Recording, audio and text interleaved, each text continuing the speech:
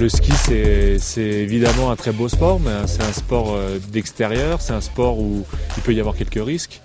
Donc évidemment, il faut bien se préparer, il faut surtout bien s'équiper.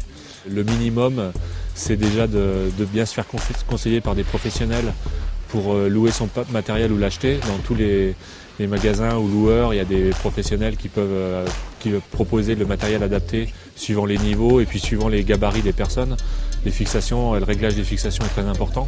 Et puis je dirais que si on est débutant, c'est aussi très important de prendre des cours à l'ESF pour avoir les bons conseils, les bonnes bases pour commencer pour apprendre le ski tout simplement. Et dis-moi Antoine, il est tout de même assez fréquent de devoir partager les pistes avec de nombreux autres skieurs. Alors comment fait-on pour ne pas rentrer en collision avec ceux qui nous entourent ? Il faut toujours bien avoir en tête que le skieur qui est en dessous de nous, qui est le skieur qui est en aval par rapport à nous, ne peut pas nous voir arriver parce qu'on est dans son dos. Donc toujours donner la priorité au skieur aval, ne pas skier avec entre guillemets des œillères et regarder que ses spatules. Je crois que ce qui est important, c'est regarder loin devant soi, essayer en même temps qu'on skie, d'essayer d'analyser en quelque sorte quelle trajectoire vont prendre les skieurs qui sont autour de nous pour éviter les collisions.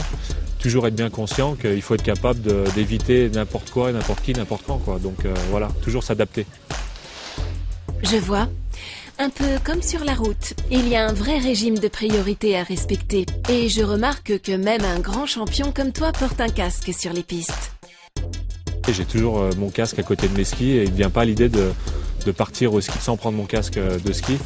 Pour moi, il fait vraiment partie de l'équipement. En plus, aujourd'hui, les casques sont très bien finis, sont plutôt jolis, font partie de l'équipement, je dirais, fashion, de mode.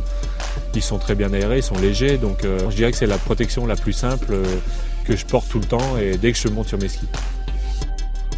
Et même avec un casque sur la tête, le moyen le plus efficace pour éviter de se faire mal reste encore de ne pas commettre d'imprudence. Et pour cela, il est toujours possible de se fier aux différentes couleurs attribuées aux pistes.